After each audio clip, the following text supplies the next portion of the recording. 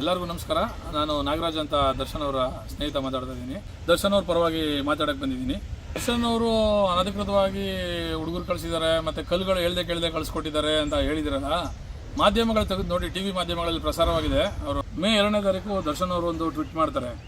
ಅರ್ಜುನ ಆನೆ ಏನು ಸಮಾಧಿ ಮಾಡಿದ್ರು, ಅದು ಮಳೆ ಜಾಸ್ತಿ ಇರೋದ್ರಿಂದ, ಮಳೆ ಜಾಸ್ತಿ ಆದರೆ ಅದರದ್ದು ಕುರುಗಳು ಹೊಟ್ಟೋಗ್ಬಿಡ್ತದೆ, ಆದ್ದರಿಂದ ಆದಷ್ಟು ಬೇಗ ಅದಕ್ಕೊಂದು ಸಮಾಧಿನ ಒಂದು ಕಟ್ಟಿ ಅದಕ್ಕೇನಾದ್ರು ಒಂದು ದಾರಿ ಮಾಡಿ ಅಂದ್ಬಿಟ್ಟು ಮನವಿ ಮಾಡಿ ಒಂದು ಟ್ವೀಟ್ ಮಾಡ್ತಾರೆ. ಅದಾದಮೇಲೆ ಯಾವುದೇ ಸರ್ಕಾರದವರಾಗಲಿ, ಅಧಿಕಾರಿಗಳಾಗಲಿ, ಫಾರೆಸ್ಟ್ ಡಿಪಾರ್ಟ್ಮೆಂಟ್ ಅವರಾಗಲಿ ಯಾವುದೇ ಥರದ್ದು ಸ್ಟೆಪ್ ತಗೊಳ್ಳಿಲ್ಲ. ಒಂದು 5 ದಿವಸ ಬಿಟ್ಟು, ಅಂದರೆ 7ನೇ ತಾರೀಕು ಈ ಮಾವುತ ವಿನು ಅಂತ, ಅರ್ಜುನನ್ ಮಾವುತ ವಿನು ಅಂತ ಅವರು ಮತ್ತು ಹುಡುಗರು ತಂಡ ಹೋಗಿ ರಿಕ್ವೆಸ್ಟ್ ಮಾಡ್ತಾರೆ. ಒಂದು ACF ಅವ್ರಿಗೆ ರಿಕ್ವೆಸ್ಟ್ ಮಾಡ್ತಾರೆ. ಏನಂತ, ಸರ್ ಅರ್ಜುನ ಈ ಥರ ಸಮಾಧಿ ಮಾಡಬೇಕು, ಅದಕ್ಕೆ ನೀವು ಅವಕಾಶ ಕೊಡಬೇಕು, ಅನುಮತಿ ಕೊಡಬೇಕು ಅಂತ ಒಂದು ರಿಕ್ವಿಸಿಷನ್ ಕೊಡ್ತಾರೆ, ಒಂದು ಲೆಟ್ರು.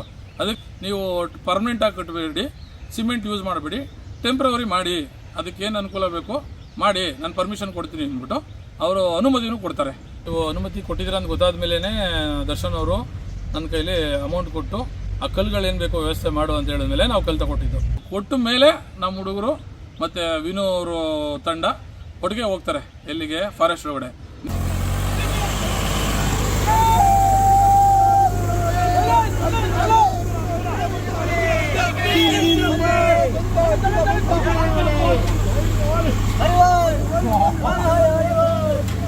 ಅಭಿಮಾನಿಗಳು ಅವ್ರಿಗೆ ಬಂದು ಅವರು ಅಲ್ಲಿ ಅದನ್ನು ಸ್ಮಾರಕ ಮಾಡಬೇಕು ಅಂದ್ಬಿಟ್ಟು ಅಗದು ಅಲ್ಲೇನು ಆ ಕಲ್ಲು ಕೂರ್ಸೋಕ್ಕೆ ಎಷ್ಟು ಆಗಬೇಕಾಯ್ತೋ ಅದನ್ನು ಅಗದು ಕೆಲಸ ಸ್ಟಾರ್ಟ್ ಮಾಡಿದಾದ್ಮೇಲೆ ನೀವು ಬಂದು RF ಅವರು ಮಾಡಬೇಡಿ, ನಿಲ್ಲಿಸಿ ಅಂತ ತಡೆದಿದ್ದೀರಾ.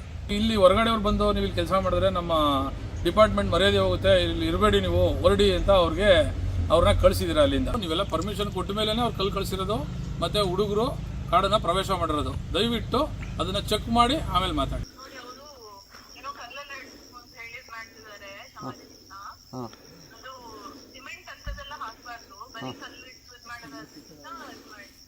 ಅದೇ ಸರ್, ಅವತ್ತು ಕಲ್ಲು ಹಾಕ್ತೀವಿ ಅಂತ ಪರ್ಮಿಷನ್ ಕೇಳಿದ್ದಕ್ಕೆ ಬಂದು ಕೇಳಿದ ನಿಮ್ಮ ಹತ್ರ. ಹಾಕಳಿ ಪರವಾಗಿಲ್ಲ ಅಂತ ನೀವು ಹೇಳಿದ್ರಿ. RF ಸಾಹೇಬ್ರ ಜೊತೆ ಮಾತಾಡೋದು, ಅವ್ರಂದ್ರು ಸಿಮೆಂಟ್ ಯೂಸ್ ಮಾಡಿಬಿಡಿ ಕಲ್ಲು ಹಾಕಳಿ ಅಂತ ಹೇಳಿದ್ರು. ಇವತ್ತು ಕಲ್ಲು ತಗೊಬಂದಿದ್ದೀವಿ ಸರ್. ಇಲ್ಲಿ ಪ್ರದೀಪ್ ಸರ್ ಅಂದರು, ಹೆಂಗೆ ಯಾರು ಕೇಳ್ಕೊಬಂದ್ರಿ ನೀವು ಅಂತ ಕೇಳಿದ್ರು. RF ಸಾಹೇಬ್ಗೆ ಫೋನ್ ಮಾಡಿ ಕೊಟ್ಟರು. ನಮಗೇನು ಹೇಳಿಲ್ಲ, ನಾನು ಹೇಳಿಲ್ಲ ಅಂತ ಈಗ ಅವರು ಇದು ಮಾಡ್ತಾವ್ರೆ. ACF ಸಾಹೇಬ್ರ ಜೊತೆ ಮಾತಾಡಿ ನೀವು ಅಂತ ನಂಗೆ ಹೇಳಿದ್ರು. ಅದಕ್ಕೆ ನಿಮ್ಗೆ ಕಾಲ್ ಮಾಡಿದ್ರು.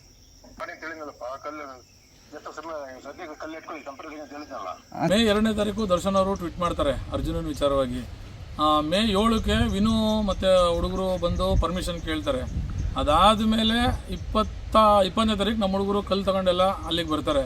ನಮ್ಮ ಹುಡುಗರನ್ನ ಅಲ್ಲಿಂದ ಕಳಿಸ್ತವ್ರು ನೀವು 2-3 ದಿನ ಮಾಡಲಿಲ್ಲ. 2 ದಿನ ಆದಮೇಲೆ 3ನೇ ದಿನಕ್ಕೆ ಮಾಡಿದ್ದೀರಾ. ನಾವು ಯಾವಾಗ ವೀಡಿಯೋ ಹಾಕಿದ್ವಿ ತರಾತುರಿಲಿ ಮಾಡಿದ್ದೀರಾ, ನಿಮ್ಮ ಡಿಪಾರ್ಟ್ಮೆಂಟ್ ಮರ್ಯಾದೆ ಹೋಗುತ್ತೆ ಅಂತ. 23 ದಿನ ಅಲ್ಲಿ ತನಕ ಏನು ಮಾಡ್ತಿದ್ದೀರಿ? ಫೋನ್ಪೇ ಮಾಡಿ ಅವ್ರ ಪೇಮೆಂಟ್ 30,000 ರೂಪಾಯಿ ಕೇಳಿದ್ರು. 30,000 ರೂಪಾಯಿ ಪೇಮೆಂಟ್ ಮಾಡಿ ಕಲ್ಲನ್ನು ಇಲ್ಲಿ ಇಳಿಸೋದ್ರು ಅವರು. ಅರಣ್ಯ ಇಲಾಖೆ ಸಿಬ್ಬಂದಿ ಈಗ ನೀವು ಹೇಳ್ತಾ ಇದ್ದೀರಲ್ಲ, ದರ್ಶನ್ ಅವರು ಏನು ಕೊಟ್ಟಿದ್ರು ಆ ಕಲ್ಲನ್ನ ಯೂಸ್ ಮಾಡ್ತಾ ಇದ್ದೀವಿ, ಅವ್ರಿಗೆ ಹಣ ವಾಪಸ್ ಹಾಕಿದ್ದೀವಿ ಅಂತ. ದರ್ಶನ್ ಅವರು ದುಡ್ಡು ಕೊಟ್ಟಿದ್ದು ನನ್ನ ಕೈಯಲ್ಲಿ, ನಾನು ಕಲ್ಲು ತೆಗೆದು ಕಳಿಸ್ಕೊಟ್ಟಿದ್ದು ದರ್ಶನ್ ಅವ್ರ ಅಕೌಂಟ್ಗೂ ದುಡ್ಡು ಬಂದಿಲ್ಲ, ನನ್ನ ಅಕೌಂಟ್ಗೂ ಯಾವುದೇ ಥರದ್ದು ಫೋನ್ಪೇ, ಗೂಗಲ್ ಪೇ ಯಾವುದೇ ಥರ ದುಡ್ಡು ಬಂದಿಲ್ಲ. ದುಡ್ಡು ವಾಪಸ್ ಹಾಕಿದ್ದೀವಿ ಅಂತ ಹೇಳಿದ್ರಲ್ಲ, ಆ ದುಡ್ಡಿನ ಅವಶ್ಯಕತೆ ಅವ್ರಿಗೆ ಇಲ್ಲ. ಆ ತಾಯಿ ಚಾಮುಂಡೇಶ್ವರಿ ದರ್ಶನ್ ಅವ್ರಿಗೆ ತುಂಬ ಚೆನ್ನಾಗಿಟ್ಟಿದ್ದಾರೆ. ಅವ್ರಿಗೆ 10 ಜನಕ್ಕೆ ಸಹಾಯ ಮಾಡೋಂಥ ಶಕ್ತಿ ಕೊಟ್ಟಿದ್ದಾರೆ ಆ ತಾಯಿ ಚಾಮುಂಡೇಶ್ವರಿ. ನಿಮಗೇನಾದರೂ ಅವಶ್ಯಕತೆ ಇದ್ದರೆ ನಮಗೊಂದು ಕರೆ ಮಾಡಿ. ದರ್ಶನ್ ಅವ್ರ ಅಭಿಮಾನಿಗಳು ನಾವೆಲ್ಲ ಸೇರಿ ನಿಮ್ಗೇನಾದರೂ ಬೇಕಾದ್ರೆ ನಾವೇ ಸಹಾಯ ಮಾಡ್ತೀವಿ.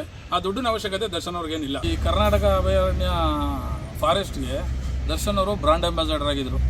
ಮಲೆ ಮಹದೇಶ್ವರನ ಬೆಟ್ಟದಲ್ಲಿ ಆ್ಯಂಟಿ ಪೋಚಿಂಗ್ ಕ್ಯಾಂಪ್ ಸಿಬ್ಬಂದಿಯವರು ಸ್ವಲ್ಪ ಕಷ್ಟ, ನಮಗೆ ಈ ಥರ ಸಂಬಳಗಳದೆಲ್ಲ ಕಡಿಮೆ ತೊಂದರೆಲಿದ್ದೀವಿ ಅಂತ ಹೇಳ್ಕೊಂಡ ತಕ್ಷಣ ಲಕ್ಷಾಂತರ ರೂಪಾಯಿ ಸಹಾಯ ಮಾಡಿದ್ರು. ಝೂಗೆ ಯಾರೂ ಬರ್ತಾಯಿಲ್ಲ ನೋಡೋಕ್ಕೆ, ಹೊರಗಡೆಯಿಂದ ಬರ್ತಿದ್ದವರೆಲ್ಲ ಯಾರೂ ಬರ್ತಾಯಿಲ್ಲ, ಮತ್ತು ಝೂನು ಲಾಕ್ಡೌನಲ್ಲಿ ಕ್ಲೋಸ್ ಆಗಿದೆ. ಈ ಥರ ತೊಂದರೆ ಇದೆ ಅಂದ ತಕ್ಷಣ ಬಂದು ಖುದ್ದಾಗಿ ಅವರೇ ಒಂದು ವಿಡಿಯೋ ಮಾಡಿ ಅವರ ಪೇಜಲ್ಲಿ ಒಂದು ಟ್ವೀಟ್ ಮಾಡಿ ಎಲ್ಲ ರಿಕ್ವೆಸ್ಟ್ ಮಾಡಿದ್ರು. ಅವರು ಅವ್ರ ಸ್ನೇಹಿತರುಗಳಿಗೆಲ್ಲ ಹೇಳಿ ದತ್ತು ಇಡೀ ರಾಜ್ಯಾದ್ಯಂತ, ಇಡೀ ಇಂಡಿಯಾ ಅವರು ಎಲ್ಲೆಲ್ಲ ಅಭಿಮಾನಿಗಳವರೇ ಮತ್ತು ಪ್ರಾಣಿ ಪ್ರಿಯರು ಎಲ್ಲ ಸೇರಿ ಒಂದು 4-5 ಕೋಟಿ ಅಷ್ಟು ಪ್ರಾಣಿಗಳನ್ನ ದತ್ತು ತಗೊಂಡು ಸಹಾಯ ಮಾಡಿಕೊಟ್ರು.